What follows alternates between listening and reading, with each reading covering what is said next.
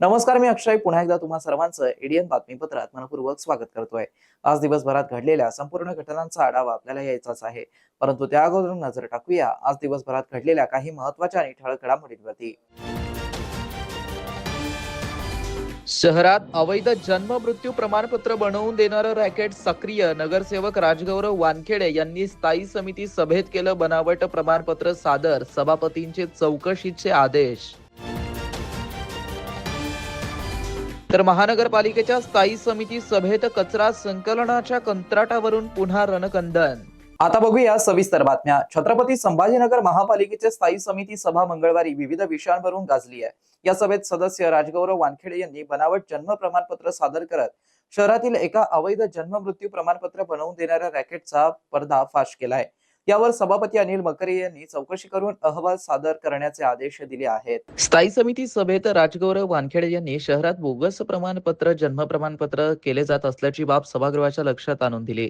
त्यांनी एक जन्म प्रमाणपत्र सभागृहामध्ये सादर केलं, त्यात नाव वेगळं लिहिलेलं होतं तर बारकोड मध्ये दुसरं नाव होतं।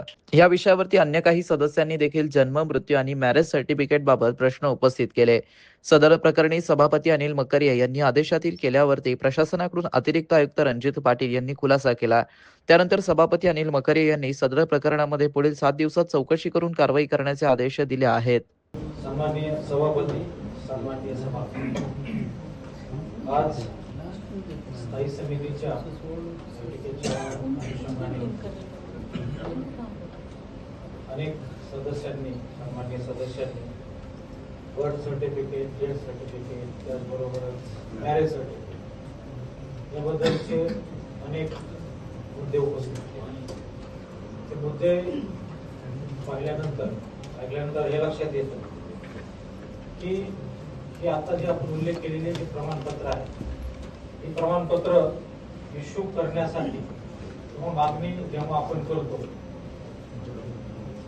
तेव्हा आवश्यक असलेली सर्व कागदपत्रे त्या अर्जासोबत जोडल्यानंतर सेवा हमी हक्क कायद्यानुसार त्याचा प्रत्येक सर्टिफिकेट मिळण्याचा कालावधी शासनाने ठरवलेला आणि त्या पिरियड मध्येच, त्या काळामध्येच ते देणं अपेक्षित आहे। जर अशा प्रकारचा जर कोण कुठला अधिकारी त्याला विलंब करत असेल हेतुपुरस्पर, तर त्याच्यावर कारवाई करण्याची सुद्धा या सेवा हमी कायद्यानुसार। दुसरा विषय असा आहे की आपण हे सगळे सर्टिफिकेट बारकोडनेच देतो, परंतु अजूनही अशी सर्टिफिकेट ज्याच्यावर बारकोड नाही किंवा बारकोड आहे परंतु भलताच आहे, अशी जी परिस्थिती निर्माण झाली किंवा दिसून आली, त्या अनुषंगाने आता आम्ही एक पब्लिश नोटीस, जाहीर सूचना आपण महानगरपालिकेच्या प्रशासनाकडे देऊ, ज्याच्यामध्ये सर्व शाळा असतील, कॉलेज असतील, अजून कोणी संबंधित असतील ज्याला बर्थ सर्टिफिकेट असेल किंवा डेथ सर्टिफिकेट व्हेरीफाय करण्याची किंवा तपासण्याची, पाहण्याची आवश्यकता आहे, अशा सर्व यंत्रणेना पत्रही लिहू, त्याचबरोबर जाहीर नोटीस देऊ आणि त्याच्यामध्ये आम्ही स्पष्ट सूचना देऊ की बारकोड असलेलं सर्टिफिकेटच स्वीकारलं जावं आणि बारकोडचं जो बारकोड आहे सर्टिफिकेट तो व्हेरीफाय करूनच ते ऍक्सेप्ट करावं। जर त्यात विसंगती असेल तर आम्हाला रिपोर्ट करावा, जेणेकरून आम्हाला तशा लोकांविरुद्ध किंवा तशा यंत्रणेविरुद्ध कारवाई करणं शक्य होईल। याबरोबरच स्थायी समिती सभेत एमआयएमच्या वतीने N12 येथील कचरा संकलन डम्पिंग यार्ड बंद करण्याबाबत प्रश्न विचारण्यात आलाय। यावर सत्ताधारी आणि विरोधी पक्षांमध्ये बराच वेळ गोंधळ उडाला होता, तर अन्य काही प्रश्नांवर देखील चर्चा करून सभापती यांनी स्थायी समिती सभेसमोर आलेले काही विषय मंजूर केलेले आहेत। निधी कमी दिल्याबाबत एमआयएमच्या सदस्यांनी विषय उपस्थित केला। यावर सभापती अनिल मकरे यांनी वसुलीसाठी मदत करण्याचं आवाहन केलं। स्थायी समिती सभेत काही रस्त्यांच्या कामांबाबत प्रश्न उपस्थित झाल्यानंतर स्मार्ट सिटी कार्यालयाचे हस्तांतरण 30 एप्रिल पासून मनपाकडे करण्यात आलं असल्याचा खुलासा अतिरिक्त आयुक्त रणजित पाटील यांनी केला आहे। कैसा है, तुम टैक्स वसूली करके दोगे तो जहाँ टैक्स 80% होगा, जो फिर भाजपा का रहो या सेना का रहो या उबाटा का रहो, किसी का या MIM का रहो, जहाँ टैक्स वसूली होंगी वही पैसा दिया जाएगा। पैसे में तुमको निधि में कोई कमी नहीं पड़ने दूंगा मैं। रूल्स के तरीके से चलो। आप सुनिए, आपको लग रहा है मैंने आपके मेंबर को तो 5 ही लाख दिया, आपको 50 लाख दिया और 80 लाख रुपए दिया। नहीं, तो वहाँ मैं क्या बोल रहा हूँ, आपकी टैक्स वसूली देखो, उनकी टैक्स वसूली देखो। जहाँ 80% टैक्स वसूली होगा वहाँ दिया जाएगा, उनका सम्मान होया जाएगा। 17 रुपए के पास सबसे ज्यादा डॉक्टर साहब वहाँ पे हमारे हकीम में है, टैक्स पेयर भी जो है हमारे ठीक है। माननीय सभापती महोदय, डॉक्टर साहेब, जन्म, मृत्यू आणि मॅरेज सर्टिफिकेट या 7 दिवसाचा आत द्यायला पाहिजे. त्याच्या पुढे 7 दिवसात आत दिलं नाही तर त्याच्यात कारवाई होईल. इतकं लक्षात ठेवा. खूप अरेंजमेंट होतो. म्हणजे स्वतः माझ्या मुलीचा माझा माणूस 1.5 महिने चक्रा मारला. मग मी मोरेला बोलवते, देणार का नाही सांग, माझ्या मुलीला फॉरेनला जायचंय. मग त्यांनी दिलं. एक चुकीची पद्धत चालती, आपल्याकडे 2-2 महिने भेटत नाही. हे मला अनुभव आहे. त्याच्या पुढे 7 दिवसात ना त्यांना अडीअडचण येतात. काही म्हटले नवरा बायकाचा तलाक होऊ लागला, ही आपली बदनामी. इतकं लक्षात ठेवा.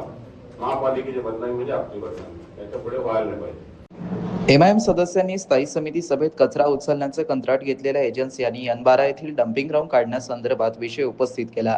यावर सत्ताधारी आणि विरोधी सदस्यांमध्ये शाब्दिक चकमक झाली. यात सभापती अनिल मकरिये यांनी मध्यस्थी करावी लागली. नंतर अमित भुईगळ यांनी उडी घेत N12 डम्पिंग काढण्याबाबतच्या इम्तियाज जलील यांच्या मागणीला विरोध दर्शवला. यावर MIM आणि वंचितमध्ये प्रश्न उत्तर करत गोंधळ उडाला. यावर प्रशासनामार्फत खुलासा करण्यात आला आहे. आपको विरोध नहीं कर रहा, आप बोलिए। पर ऐसा है, जो कंपनी का नाम है वो बोलिए। आप खुद बोलिए। हाँ, बस आपके बात क्या नहीं, रॉन्ग ही है, मोटा भाई आयुष्य झाला, स्टँडिंग मध्ये आयुष्य आला, माझ्या प्रभागातला विषय कचरा डेपोचा. हाँ, आणि सगळ्यात महत्वाचा विषय असा आहे की याची परवानगी 2018 दिलेली. त्यावेळेस इम्तियाज भाई तिथे आमदार होते 2018ला. त्यावेळेस मी बोलले नाही. 2019ला त्यांना आम्ही वंचित निवडून दिलं, खासदार केलं. त्यावेळेस मी ते बोलले नाही. आणि राहिला दुसरा प्रश्न, त्या संदर्भामध्ये मी तिथं लोकांनी मला निवडून दिलं, त्या संदर्भामध्ये मला काय भूमिका घ्यायची, मी त्या जनरल बॉडीत असेल किंवा घेणार आहे. मला एवढंच तुम्हाला म्हणायचं आहे की ते N12चा जो विषय आहे, एक नाही 4-4 नगरसेवक निवडून दिले तिथल्या जनतेने आम्हाला. तो विषय काय करायचा तो आम्ही करू. तुम्ही ज्यावेळेस आमदार होते, खासदार होते, त्यावेळेस तुम्ही काही विषय केला नाही. आणि आता काही आपल्या हातात नाही तर आपण ते माग लागू आपण त्या कचऱ्यावाल्याच्या चुकीचं होत असेल तर आपण त्याच्यामध्ये 100% काहीतरी करायला पाहिजे. परंतु फक्त कचऱ्याचा वास येतो, हे येतो. तिथे जनतेच्या लोकांना मी विचारलं ते मला कोणी काही म्हणतात मला तकलीफ आहे का काय आहे, तर त्यांनी मला सांगितलं नाही. फक्त आपण तिथे कचरा नेतो, डम्प करतो, तिथून तो कचरा दुसरीकडे राहतो. त्याच्यामध्ये कचरा त्याला पडून थोडे राहतो. आणि जर तसा काही लोकांचा आला असेल तर त्यावेळेस सुद्धा आम्ही एक वार्डाचे नगरसेवक म्हणून जाहीर आम्ही नक्कीच त्याच्यामध्ये विचार करू. तुम्ही बोलत त्याच्यामध्ये भांडण करू नका. मला असं या ठिकाणी म्हणायचं आहे. दुसरा प्रश्न असा आहे,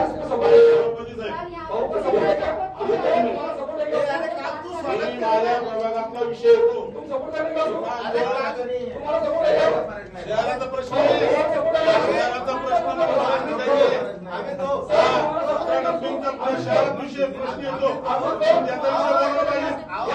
विषय काय करता, आमच्या प्रभागाचा विषय काय करतो. माझं काय म्हणणे, 2018ला बॉडी होती, 2018 ते 20 पर्यंत बॉडी होती. 2000 मधले 6 वर्ष या ठिकाणी प्रशासक होतं. त्या ठिकाणी शेतकरी नसले, आमदार आपले इम्तियाज भाई होते, त्यावेळेस त्यांनी विरोध करायला पाहिजे होता. ही माझी भूमिका आहे. तुम्ही आपण त्याला विरोध करून सांगायचंय तुम्हाला. आता तुम्ही समजून घ्या, हा सपोर्टचा प्रश्न नाहीये. तुम्ही मला सांगा, आमदार असताना खासदार असताना का विरोध केला नाही हे मला आधी सांगा, मग मी सांगतो तुम्हाला. माननीय सदस्य स्थायी समिती यांनी जे मुद्दे उपस्थित केले त्याचा मुद्देन्याय खुलासा संक्षिप्त मी करू इच्छितो. N12 सलीम अली जवळ जे ट्रान्सफर स्टेशन आहे RT8 आणि सेंट्रल नाक्या इथं जे पार्किंगचा विषय सध्या तिथं चालू आहे. 2018ला जेव्हा N12चं ठिकाण असेल आणि सेंट्रल नाका असेल इथं रिफ्यूज ट्रान्सफर स्टेशन म्हणजे छोट्या घंटा गाड्यामधून मोठ्या कॉम्पॅक्टरमध्ये कचरा ट्रान्सफर करण्याची प्रक्रिया होत होती. 2018ला जेव्हा कचऱ्याचा क्रायसिस निर्माण झाला तेव्हा सेंट्रल नाक्याला ओल्ड सिटी मधला जवळजवळ 50,000 मेट्रिक टन कचरा त्या ठिकाणी जमा केला होता. आणि ज्यानंतर आपले प्रोसेसिंग प्लांट सुरू झाले त्यानंतर जवळजवळ 2 वर्ष लागले की सेंट्रल नाकाचं पूर्णतः हजारो मेट्रिक टन कचरा उचलून चिकलठाण्याला टाकण्यात आला. सेंट्रल नाका त्यानंतर क्लीन झालं, पण छोट्या घंटागाड्या ज्या आताचे प्रभाग 6, 12, 13 आणि 14 या घंटागाड्यामधून कॉम्पॅक्टरमध्ये कचरा नेला जात होता आणि तो पण नेला जात होता. यानंतर आपण सेंट्रल नाका आणि विविध 6 ठिकाणी RTS बनवायचं ठरवलं, त्यातलं सेंट्रल नाका कॅन्सल झालं. पण N12 त्यानंतर शिवाजीनगर, त्यानंतर रमानगर, त्यानंतर चिकलठाणा MIDC, त्यानंतर कांचनवाडी शहराच्या 5 विविध ठिकाणी RTS करावं लागलं, कारण छोट्या गाड्यांमधून प्रोसेसिंग प्लांट पर्यंत आपल्या हडसूल, पडेगाव आणि चिकलठाणा शहराच्या 3 ठिकाणी असलेल्या प्लांटवर कचरा नेण्यासाठी RTS रिफ्यूज ट्रान्सफर स्टेशन आपण निर्माण केले. आपले 3 ट्रान्सफर स्टेशन या ठिकाणी तयार झाले आणि कॉम्पॅक्टर मध्ये न नेता क्लोज व्हेकल मधून क्लोज कॅप्सूल मध्ये कचरा नेला जातो. माननीय महोदय, आता जर N12ला आपण गेले किंवा कोणत्याही ट्रान्सपोर्ट स्टेशनला गेले तर तिथं कोणतीही एक गाडी सुद्धा कचरा पडलेला नाहीये. N12ला सध्या अत्यंत स्वच्छ परिस्थिती आहे. पूर्वीचे प्रॉब्लेम ओपन ट्रान्सफरचे प्रॉब्लेम येऊ नये म्हणून आपण ऑटोमेटेड ट्रान्सफर स्टेशन तयार केले. आणि छत्रपती संभाजीनगर महापालिका अंतर्गत राष्ट्रीय कीटकजन्य आजार नियंत्रण कार्यक्रमाच्या अनुषंगाने दिनांक 25 एप्रिल 2026 रोजी जागतिक हिवताप दिन उत्साहात साजरा करण्यात आलाय. या निमित्ताने नागरी हिवताप योजनेअंतर्गत संपूर्ण शहरात विविध सार्वजनिक ठिकाणी कीटकजन्य आजारांविषयी जनजागृती व प्रतिबंधनासाठी विशेष प्रदर्शनाचं आयोजन करण्यात आलंय. हे प्रदर्शन दिनांक 25 एप्रिल 2026 ते 9 मे 2026 या कालावधीत आयोजित करण्यात येत असून नागरिकांना हिवताप, डेंग्यू, चिकनगुनिया आदी आजारांपासून बचाव करण्यासाठी आवश्यक उपाययोजना, स्वच्छतेचं महत्त्व तसेच प्रभावी प्रतिबंधात्मक मार्गदर्शन करण्यात येणार आहे. सदर उपक्रम महापौर समीर राजूरकर, उपमहापौर राजेंद्र जंजाळ, विरोधी पक्षनेता समीर साजिद, सभापती स्थायी समिती अनिल मकरिये, सभापती वैद्यकीय सहाय्य व आरोग्य समिती सुनीता संजय सोळुंके तसेच आयुक्त अमोल येडगे यांच्या मार्गदर्शनाखाली आणि वैद्यकीय आरोग्य अधिकारी डॉक्टर पारस मंडलेचा यांच्या नेतृत्वाखाली राबवण्यात येत आहे. या अंतर्गत शहरातील मध्यवर्ती बसस्थानक, सिडको बसस्थानक, रेल्वे स्थानक, N2 कम्युनिटी ग्राउंड आदी प्रमुख ठिकाणी प्रदर्शनांचं आयोजन करण्यात आलं असून इतर भागांमध्येही ही प्रदर्शनं टप्प्याटप्प्याने आयोजित करण्यात येणार आहे. या उपक्रमाचा मुख्य उद्देश नागरिकांमध्ये कीटकजन्य व साथरोगांविषयी व्यापक व जनजागृती निर्माण करणं हा आहे. नागरिकांनी या प्रदर्शनांना भेट देऊन साथरोग विषयक माहितीचा लाभ घ्यावा असं आवाहन वैद्यकीय आरोग्य अधिकारी डॉक्टर पारस मंडलेचा यांनी केलं आहे.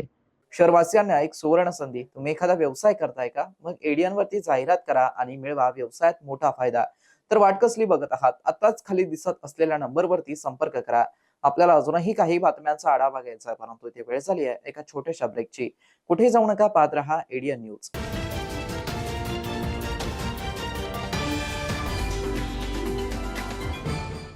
जिंकलो काय 500. लाईव्ह स्कीम अपडेट आहे केवळ 2500. तुम्ही सगळ्या मित्रांना हरवू शकता नेहमी. दाखव जरा. हे तर पक्के फ्रॉड आहे. हा गेम याचे सगळे मित्र खेळतात. 143K डाउनलोड आहे. हा कुठे फेमस आहे? भाऊ मला घेऊन द्या ना. अशा गेम पासून दूर राहा. ही एक नशा आहे. आज 2500ची आहे, उद्या 25,000ची लागेल. असेच तर फ्रॉडच्या जाळ्यात फसवतात. पण खरा गेम काही वेगळाच आहे. पैसे पण घेतील आणि कदाचित तुमच्या फोनचा ऍक्सेस पण. आणि मग तुम्हाला ब्लॅकमेल करतील. स्कॅमरच्या जुन्या पुराण्या पद्धतीमध्ये अडकून करू नका कोणतेही transaction. India stop, think and then take action. नमस्कार, मी अमोल येडगे, आयुक्त छत्रपती संभाजीनगर महानगरपालिका. पूर्ण देशभरामध्ये 2026-2027 या वर्षामध्ये आपली 16वी जनगणना केली जाणार आहे. या जनगणनेचं वैशिष्ट्य म्हणजे ही पूर्णपणे डिजिटल जनगणना राहणार आहे. 16 मे ते 14 जून या कालावधीमध्ये आपण आपल्या छत्रपती संभाजीनगर महापालिकेचे जे एकूण 2058 हाऊस लिस्टिंग ब्लॉक म्हणजे घरगणना यादी गट केलेले आहेत. या ठिकाणी 2058 प्रगणक आणि 343 पर्यवेक्षक घरोघरी जाऊन घरगणनेचं काम सुरू करणार आहेत आणि त्याच्यापूर्वी 1 मे ते 15 मे या कालावधीमध्ये आपल्याला आपली स्वगणना सेल्फ इन्युमरेशन आपलं करता येणार आहे. माझं सर्व छत्रपती संभाजीनगर रहिवाशांना नम्र आव्हान आहे की या स्वगणनेमध्ये आपण सहभागी व्हावं. स्वगणनेमध्ये सहभागी होण्यासाठी एकदम सिंपल प्रोसिजर आहे. sc.census.gov.in या वेबसाईटवरती जाऊन आपला मोबाईल नंबर आणि आपल्या कुटुंब प्रमुखाचं नाव टाकून जे 33 प्रश्न विचारले जाणार आहेत त्याची माहिती आपल्याला द्यायची आहे. फक्त 15 मिनिटाचाच कालावधी याच्यामध्ये लागेल. तर माझं सर्व संभाजीनगरवासियांना परत एकदा नम्र आव्हान आहे की 1 मे ते 15 मे या कालावधीत जास्तीत जास्त नगरवासियांनी स्वगणनेमध्ये सहभागी होऊन देशामध्ये आपल्या शहराचा उच्चांक निर्माण करूया. आणि त्यानंतर 16 मे ते 14 जून या कालावधीमध्ये जेव्हा प्रगणक आपल्या घरी येतील तेव्हा हा स्वगणनेचा जो ID आहे तो आपण त्यांना दाखवून यामध्ये आपण त्यांना सहकार्य करावे. धन्यवाद. वालेकुम, जय भीम, नमस्कार। मैं तमाम शहरवासियों को ये गुजारिश करने के लिए आया हूँ कि आने वाली 1 मई से लेकर 15 मई तक स्वगणना जो है तो जिसकी शुरुआत होने वाली है वो जनगणना का ही हिस्सा है। स्वगणना का मतलब ये है कि डिजिटली आप आपकी जो है तो पूरी फैमिली का आपके मोबाइल नंबर के जरिए जो है तो रजिस्ट्रेशन करवा के ले सकते हैं। उसके अंदर 33 अलग अलग पॉइंट्स हैं, उनको फिल करके आप आपकी जनगणना कंप्लीट कर सकते हैं। और जब आपकी जनगणना कंप्लीट वो आपकी फिलिंग कंप्लीट हो जाए तो आप जो है तो उसका स्क्रीनशॉट लेकर रख लीजिएगा, उसको सेव करके रख लीजिएगा। और वहीं पर जब 16 मई से लेकर 14 जून के दरमियान में म्युनिसिपल कॉर्पोरेशन के अधिकारी आपके पास आपकी जनगणना के लिए आपके डोर स्टेप तक आएंगे तो उनको आपको वो स्क्रीनशॉट दिखा देना है और उस स्क्रीनशॉट दिखाकर जो है तो आप आपकी जनगणना कंप्लीट कर सकते हैं। मैं तमाम शहरियों से अपील कर रहा हूँ कि इस जनगणना के अंदर बढ़ चढ़कर हिस्सा दीजिएगा और हमारे देश का गौरव बढ़ाइएगा। आपका जो है तो आइडेंटिटी जो है तो उसको फुलफिल करिएगा। जनगणना की जो पोर्टल के ऊपर जो आने वाला है वो se.census.government.in ये वेबसाइट के ऊपर जाकर 1 मई से 15 मई के बीच में आप आपका स्वगणना कर सकते हैं। Thank you very much. जज़ाकल्लाह। गोविंद परशुराम केंद्रे, सभागृह नेता, छत्रपती संभाजीनगर महानगरपालिका। 1 मे ते 15 मेच्या दरम्यान आपल्या देशामध्ये स्वजनगणना चालू आहे. ही डिजिटली करता येते. आपण स्वतः आपली जनगणना आपल्या डिजिटली करून आपल्याकडे आलेल्या सरकारी प्रगणकाच्या माध्यमातून ती त्यांना आपल्याला वेळेवर सुपूर्द करता येते, त्यांच्याकडे देता येते. आणि ज्या माध्यमातून आपण जनगणना केल्याच्या नंतर आपला सर्वांगीण विकास करण्यासाठी आपल्याला ती जनगणना अतिशय महत्त्वाची असते. म्हणून आपण सर्वांना विनंती करतो की आपण जनगणनेच्या या राष्ट्रीय कामामध्ये आमच्या येणाऱ्या प्रगणकाला आपण मदत करावी एवढी या ठिकाणी आपल्याला विनंती करतो आणि थांबतो. धन्यवाद. नमस्कार, मी अनिल श्रीकिशन मकरिये, स्थायी समिती सभापती, छत्रपती संभाजीनगर महानगरपालिका याद्वारे शहरात सर्व नागरिकांना विनंती करतो की केंद्र शासनाने दिनांक 1 मे ते 15 मे दरम्यान जनगणना मोहीम छत्रपती संभाजीनगर शहरात राबविण्यात येणार आहे. नागरिकांना सदर मोहीम सहभाग व्हावे. हे धन्यवाद. आपली भारताची जनगणना सुरू झालेली आहे. माननीय पंतप्रधान श्री नरेंद्रजी मोदी यांनी या देशामध्ये सर्वप्रथम डिजिटल स्वगणना सुरू केलेली आहे. ती स्वगणना दिनांक 1 मे ते 15 मे पर्यंत आपल्याला ऑनलाईन पद्धतीनं करता येते. ही स्वगणना केल्यानंतर आपल्याला एक ECID सुद्धा मिळतो.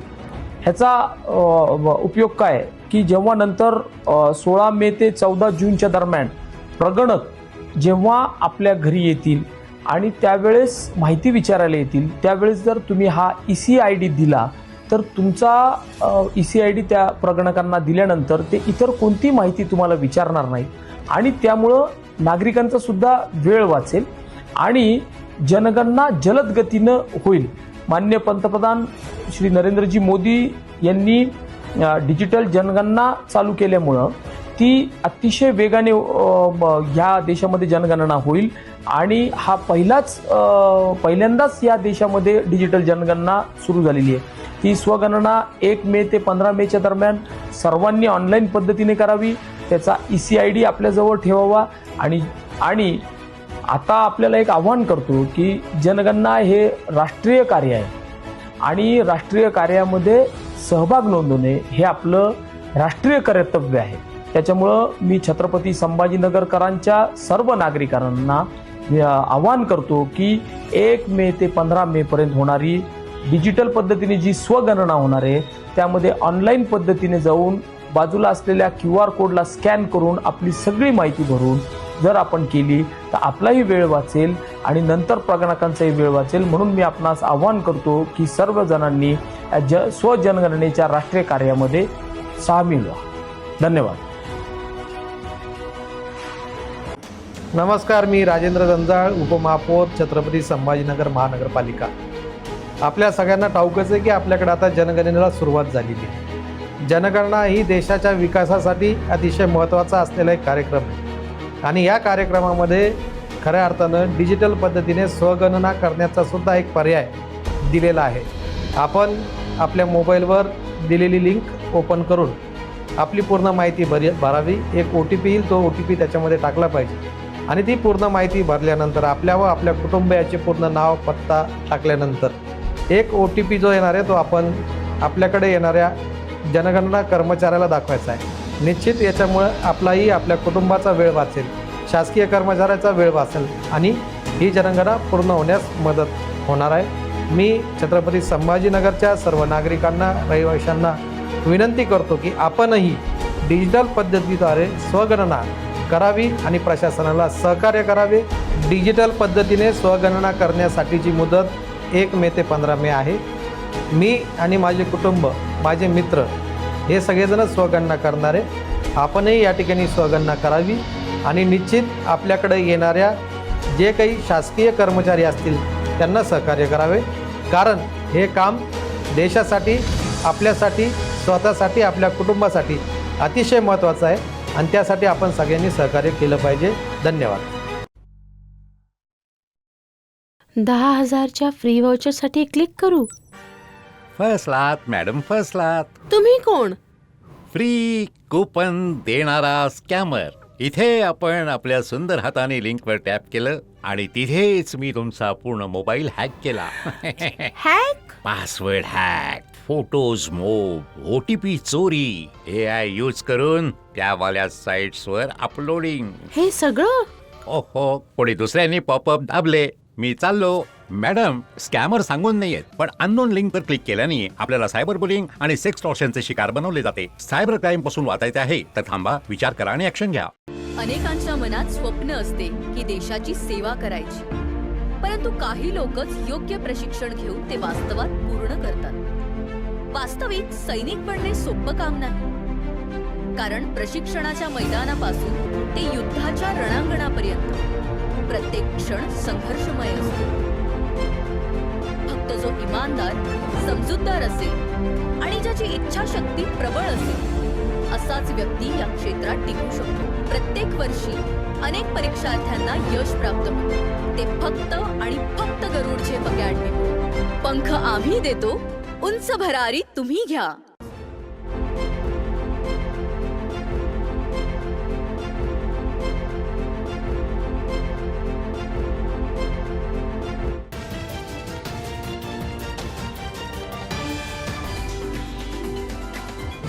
नमस्कार, ब्रेक नंतर पुन्हा एकदा स्वागत. आपण बघत आहात एडीएन बातमीपत्र. प्रई सोनकांबळे प्रतिष्ठानच्या वतीने पुन्हा एकदा सामाजिक जाणीवेतून 4 जणांचे कॅटरॅक्टचे ऑपरेशन स्वखर्चाने करून दिले असून विनाशताच्या शाळेत शिकणाऱ्या सर्वसाधारण घरातील गुणवंत विद्यार्थ्यांचा सत्कार करून त्यांचं यथोचित कौतुक केलंय. आयुष्यात पहिल्यांदाच झालेल्या या सत्काराने त्या विद्यार्थ्यांचा आनंद गगनात मावेनासा झाला होता. प्रई सोनकांबळे प्रतिष्ठानच्या वतीने वर्षभर विविध ठिकाणी विविध सामाजिक उपक्रम राबवले जातात. या प्रतिष्ठानच्या वतीने आतापर्यंत अनेक विद्यार्थी, महिला, कष्टकरी यांना मदतीचा हात दिला आहे. याच सामाजिक जाणीवेतून प्रई सोनकांबळे प्रतिष्ठानच्या वतीने सामाजिक जाणीवेतून 4 जणांचे कॅटरॅक्टचं ऑपरेशन स्वखर्चाने करून दिलं. या रुग्णांना उपचारासाठी त्यांनी पूर्णपणे मदत केली आहे. यासाठी डॉक्टर प्रकाश कदम, डॉक्टर चेतना सोनकांबळे, कल्पना कांबळे, डॉक्टर वैशाली घोडेराव, शीतल सोनकांबळे, प्रेषित सोनकांबळे, कुमुदिनी सोनकांबळे आद्या सोनकांबळे यांनी परिश्रम घेतले. तर छत्रपती संभाजीनगर शहरात असलेल्या विना छताच्या शाळेत शिकणाऱ्या गुणवंत विद्यार्थ्यांचा सत्कार प्रतिष्ठानच्या वतीने करण्यात आला. प्र. सोनकांबळे प्रतिष्ठानच्या सर्वेसर्वा डॉक्टर चेतना सोनकांबळे यांनी सर्वसाधारण घरातील या गुणवंत विद्यार्थ्यांना त्यांच्या निवासस्थानी बोलवून प्रतिष्ठानच्या सर्व पदाधिकाऱ्यांसह इतर मान्यवरांच्या उपस्थितीत त्यांच्या यथोचित गौरव केला. यावेळी पूजा सुरेश जाधव हिला 82% गुण प्राप्त झाल्याबद्दल आणि पौर्णिमा दबडकर हिला 81% गुण प्राप्त झाल्याबद्दल त्यांचा सत्कार करण्यात आलाय. आयुष्यात पहिल्यांदा झालेल्या सत्कारामुळे विद्यार्थी आनंदित झाले होते. त्यांच्या चेहऱ्यावरती समाधान झळकत होतं. सदर कार्यक्रमास डॉक्टर प्रकाश कदम, डॉक्टर चेतना सोनकांबळे, डॉक्टर कांबळे, डॉक्टर वैशाली घोडेराव, शीतल सोनकांबळे, प्रेषित सोनकांबळे, कुमुदिनी सोनकांबळे, आद्या सोनकांबळे हे या कार्यक्रमासाठी उपस्थित होते आणि त्यांच्या हातूनच सदरील विद्यार्थिनींचा सन्मान आणि सत्कार करण्यात आलाय. विकास योजनेमधील फेरबदलांची प्रक्रिया गतिमान करण्यासाठी MRTP कायद्याअंतर्गत काही अधिकार महानगर आयुक्त व कार्यकारी समितीकडे सोपवण्याचा प्रस्तावास तसेच शासकीय समितीचा जमिनींचं हस्तांतरण, वाळूज परिसरातील भूसंपादन आणि सिडको मार्फत निधी उभारणीत मुख्यमंत्री देवेंद्र फडणवीस यांनी मान्यता दिली आहे. विकास प्राधिकरणाच्या 2025-26च्या सुधारित अंदाजपत्रकास तसेच 2026-27च्या अर्थसंकल्पास मान्यता प्रदान करण्यात आली. आर्थिक बाबींमध्ये प्राधिकरणाच्या उत्पन्नात वाढ होत असल्याचं निदर्शनास आलं असून 2026-27 साठी संतुलित अर्थसंकल्प सादर करण्यात आला. महानगर आयुक्तांच्या वित्तीय अधिकारात वाढ करून निर्णय प्रक्रिया अधिक वेगवान करण्यावरती भर देण्यात आला. जमीन संपादन तसेच पायाभूत सुविधांच्या विकास संबंधी कामे प्रगतीपथावरती असल्याचं स्पष्ट करण्यात आलं. महानगर प्रदेशासाठी स्टेटस रिपोर्ट तयार केल्यानंतर व्हिजन डॉक्युमेंट तयार करण्याची प्रक्रिया सुरू करण्यात येणार असल्याची माहिती यावेळी देण्यात आली आहे. याशिवाय वर्ग 1 व वर्ग ब अधिकाऱ्यांची रिक्त पदे शासन स्तरावरून भरण्यात येईपर्यंत सेवानिवृत्त अधिकाऱ्यांकडून ही पदे भरण्याचे अधिकार महानगर आयुक्तांना देण्याबाबत निर्णय घेण्यासोबतच आकृतीबंध सुधारणा, सेवा सुविधा विकास शुल्क याबाबत धोरण निश्चित करणं तसेच विविध प्रकल्पांसाठी उपसमित्यांना अधिकार देणं यासारखे प्रशासकीय निर्णयही महानगर प्राधिकरणाच्या स्तरावरती घेण्याबाबत बैठकीमध्ये मान्यता देण्यात आली आहे. बैठकीत छत्रपती संभाजीनगर महानगर प्रदेशाच्या नियोजनबद्ध व शाश्वत विकासासाठी आवश्यक असलेल्या धोरणात्मक निर्णयांची गती देण्याचा निर्णय घेण्यात आला आहे. गुंठेवारी नियमितीकरणाच्या अनुषंगाने महाराष्ट्र गुंठेवारी विकास अधिनियम 2001 मधील तरतुदींनुसार गुंठेवारी कक्ष सुरू करण्यात आला असून प्राप्त गुंठेवारी प्रस्तावांवरती कारवाई करण्यात येत असल्याची माहिती यावेळी देण्यात आली आहे. बैठकीत मागील ठरावांचा आढावा घेऊन त्यांच्या अंमलबजावणीचा अहवाल देखील सादर करण्यात आला आहे. शहरातील विविध मुख्य रस्त्यांच्या कडेला झाडांच्या खोडावरती खेळ ठोकून जाहिरात फलक, बोर्ड आणि लाइटिंग लावल्याचे प्रशासनाच्या निदर्शनास आले आहे. शहरातील पर्यावरणाचं रक्षण करण्यासाठी आणि वृक्षांचं आयुष्यमान वाढवण्यासाठी आयुक्त अमोल येडगे यांच्या आदेशानुसार व मुख्य उद्यान अधीक्षक विजय पाटील यांच्या मार्गदर्शनाखाली मनपा उद्यान व वृक्ष प्राधिकरण विभागाच्या वतीने खिळेमुक्त झाडं, वेदनामुक्त निसर्ग ही विशेष मोहीम हाती घेण्यात आली आहे. तसेच झाडांवरून इंटरनेटची वायर ओढणं, सर्व्हिस वायर टाकणं इत्यादींमुळे झाडांना मोठ्या प्रमाणावरती इजा पोहोचत आहे. त्यामुळे त्यांची वाढ खुंटत आहे. झाडांमध्ये खिळे ठोकल्याने कीड लागून झाड आतून पोखरलं जातं आणि कालांतराने वाळून जातं. यामुळे वादळी वाऱ्यांमुळे ते वृक्ष उन्मळून पडून कोणतीही अनुचित घटना घडण्याची शक्यता नाकारता येत नाही. झाडांवर गुंडाळलेल्या सिरियल लाईट्समुळे निर्माण होणाऱ्या उष्णतेने झाडांच्या वाढीवरती आणि रात्रीच्या वेळी पक्ष्यांच्या निवाऱ्यावरती प्रतिकूल परिणाम होत आहे. उद्यान विभागाच्या वतीने राबवण्यात येत असलेल्या खिळेमुक्त झाडं, वेदनामुक्त निसर्ग या मोहिमेला सुरुवात झाली असून या मोहिमेमध्ये आतापर्यंत जवळपास 150 झाडांना खिळे व तारांपासून मुक्त करण्यात आलंय. तरीही अद्याप बऱ्याच ठिकाणी नागरिक संस्था आस्थापना यांनी झाडांना इजा पोहोचवण्यासाठी खिळे, बोर्ड आणि लाईट्स केबल लावल्याचे प्रशासनाच्या निदर्शनास आलाय. त्या अनुषंगाने महाराष्ट्र नागरिक क्षेत्रे झाडांचं संरक्षण व जतन अधिनियम 1975 व महाराष्ट्र मालमत्तेच्या विरूपणास प्रतिबंध करण्याकरिता अधिनियम 1995 या कायद्याअंतर्गत झाडांना इजा पोहोचवणं हा गुन्हा आहे. या कायद्याअंतर्गत अशा व्यक्ती, संस्था, आस्थापना यांच्या विरुद्ध दंडात्मक आणि कायदेशीर कारवाई करण्याची तरतूद आहे. तरी ज्या नागरिकांनी, संस्था, आस्थापना, व्यापारी, जाहिरातदार यांनी झाडांवरील खिळे, बोर्ड आणि लाईट्स केबल स्वतःहून 7 दिवसांच्या आत काढून घ्यावं व असे अनधिकृत कृत्य थांबवावे व सार्वजनिक मालमत्तेचं विद्रुपीकरण थांबवून पर्यावरणाचं रक्षण करणं व आपलं शहर हिरवेगार आणि प्रदूषण मुक्त ठेवण्यास सहकार्य करावं. अन्यथा अशा व्यक्ती, संस्था, आस्थापना, व्यापारी, जाहिरातदार यांच्या विरुद्ध कायदेशीर कारवाई करण्यात येणार आहे असं प्रशासनाच्या वतीने देखील कळवण्यात आलं आहे. छत्रपती संभाजीनगर मधील ॲडव्हान्स मेडिसिटी हॉस्पिटलमध्ये 50 वर्षे वयाच्या रुग्णावरती मूत्रपिंडरोपण यशस्वी झालं आहे. त्यांच्या पत्नीची किडनी डोनेट केली होती. दोघांचंही रक्तगट भिन्न असताना सुद्धा हे मूत्रपिंडारोपण यशस्वी झालं. अशा प्रकारची मूत्रपिंडारोपणाची शस्त्रक्रिया प्रथमच छत्रपती संभाजीनगर मध्ये संपन्न झाली आहे. याबाबत डॉक्टरांनी अधिक माहिती दिली आहे.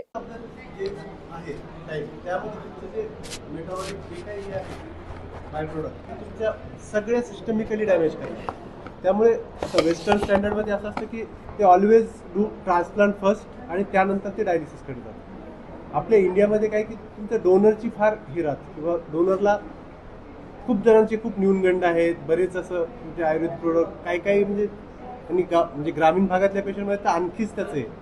जर समजा इंडियामध्ये 10 लाख ट्रान्सप्लांट वर्षाला लागत असतील तर ॲक्च्युअल हा डिजिट आहे की 10,000च होतात. Whatever due to some lack of resources म्हणा किंवा लॅक ऑफ डोनर म्हणा. तर त्यामुळे डोनर अवेअरनेस फार गरजेचं आहे किंवा जितकं तुम्ही आणि किडनी हा फार रोबस्ट ऑर्गन आहे. म्हणजे किडनी हा म्हणजे जेवढ्या काय ऑर्गन ट्रान्सप्लांटमध्ये ही झालेली आहे त्यामध्ये किडनीचं जे ॲक्सेप्टन्स रेट आहे हे सगळ्यात हायेस्ट आहे. तर त्यामुळे डोनर यांनी थोडंसं किंवा तुम्ही लवकरात लवकर जर तुम्ही केलं तर ते पेशंटसाठी खूप चांगलं राहील. ठीक आहे. ऑलमोस्ट आम्ही अंडर वन रूफ ऑलमोस्ट सगळंच देतो. जॉईंट काल सरांनी जॉईंट रिप्लेसमेंट केलं. 5-6 दिवसापूर्वी आम्ही हे केलं ट्रान्सप्लांट केलं आणि since August till now we have perform almost 800+ surgeries. Almost मी 7 ते 8 सर्जरी रोजच युरोच्या करतो, ऑर्थोच्या करतो. कॅथलॅबमध्ये प्रोसिजर चालतात, angioplasty, angiography. Almost under one म्हणजे शहरातल्या सगळ्याच गोष्टी इथे आहेत. पेशंट जो आमच्याकडे आला तो हाडाच्या प्रॉब्लेमसाठी आलेला, पण हिप पेनसाठी आलेला. त्यांनी वेळीच त्याची काळजी घेऊन त्याचे क्रिएटिनिनचा रिपोर्ट केला. क्रिएटिनिन वाढलेलं. नेफ्रोलॉजिस्टचा त्यांनी रेफरन्स दिला आणि नेफ्रोलॉजिस्ट, युरोसर्जन हे सगळे एकाच अंडर रूफ असल्यामुळं फक्त विदिन 1 मंथ पेशंटचं ट्रान्सप्लांट झालं. याच्यामध्ये पेशंटचे डॉक्युमेंटेशन, त्यानंतर एव्हिओ इनकॉम्पॅटिबल होतं. तर हे एव्हिओ इनकॉम्पॅटिबल म्हणजे मिसमॅच, दोघांचं ब्लड ग्रुप वेगळं होतं. तर त्याच्यासाठी डिसेन्सिटायझेशन प्रोटोकॉल असतो. त्याच्यासाठी रिट्युक्झिमॅब देणं, प्लाझ्मा फेरेसिस देणं, ते टायटरचं मॉनिटरिंग करणं, ह्या सगळ्या गोष्टी आम्ही पहिल्या 15 दिवसात केल्या. आणि त्यानंतर on the day of surgery एक नवीन आणि आधुनिक पद्धतीने ट्रान्सप्लांट करण्यात आलं. ते सक्सेस झालं. विदिन 1 आवर आमचं किडनीचं ट्रान्सप्लांटचं 1.5 लिटर युरिन आउटपुट आलेलं आणि 2 दिवसांमध्ये पेशंटचं क्रिएटिनिन नॉर्मल झालेलं आणि पेशंटचं हास्य आता तुम्ही बघितलंच आहे. म्हणजे डायलिसिस लागण्याच्या अगोदर. दुसरी गोष्ट म्हणजे आर्थिकदृष्ट्या कमकुवत असणाऱ्या वर्गांसाठी आहे.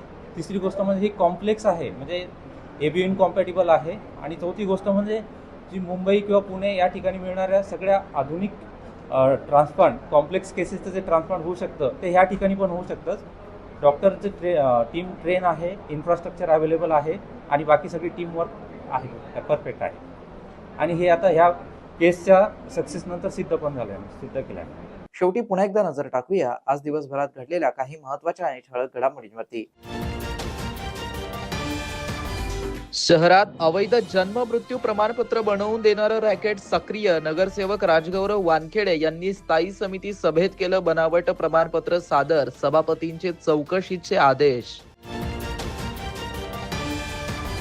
तर महानगरपालिकेच्या स्थायी समिती सभेत कचरा संकलनाच्या कंत्राटावरून पुन्हा रणकंदन. आणि याबरोबरच हे बातमीपत्र इथे संपलं. पुन्हा भेटूया पुढील बातमीपत्रात. तोपर्यंत पाहत रहा आपल्या हक्काचं बातमीपत्र ADN न्यूज.